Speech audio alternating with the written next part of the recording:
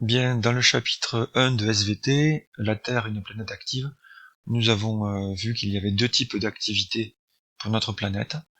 Des activités d'origine externe, liées à l'atmosphère, ainsi que des activités d'origine interne, liées donc aux transformations des roches dans le sous-sol, à plusieurs kilomètres de profondeur.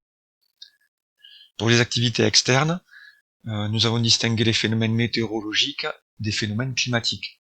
La météo s'intéresse à des phénomènes qui durent seulement quelques jours. La pluie, le vent, et parfois des phénomènes externes qui conduisent à des inondations, de la sécheresse ou des tempêtes. Les phénomènes climatiques, quant à eux, durent au moins sur une période de 30 ans, mais ce n'est qu'un minimum, puisqu'ils peuvent s'étirer sur des millénaires. On distingue par exemple la grande zonation climatique de la Terre, des zones froides au pôle jusqu'aux zones chaudes au niveau de l'équateur, mais aussi des mécanismes qui se maintiennent depuis que la Terre a une atmosphère, telle que l'effet de serre, qui permet d'avoir une température moyenne de 15 degrés environ. Cet effet de serre dont l'augmentation est due aux activités humaines depuis la révolution industrielle. L'activité interne de la Terre, quant à elle, a été illustrée par les phénomènes que l'on ressent en surface, les séismes et les volcans. Les séismes traduisent la rupture de roches qui se fait brutalement en profondeur après accumulation de nombreuses contraintes pendant parfois des siècles. Cette rupture engendre des vibrations qui produisent des dégâts en surface.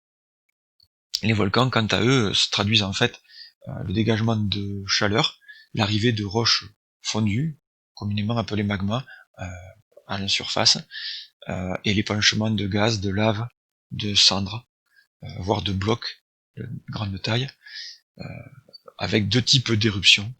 Les éruptions effusives, coulées de lave, typiquement appelées volcans rouges, et les éruptions explosives, dont on parle souvent de volcans gris, ces éruptions explosives qui sont plus dangereuses, car elles sont accompagnées d'un souffle qui pulvérise tout sur son passage. Voilà. Donc, comme on l'a dit, ces activités internes ou externes engendrent des risques pour l'homme, ainsi que des risques pour les constructions et les autres éléments importants pour nous.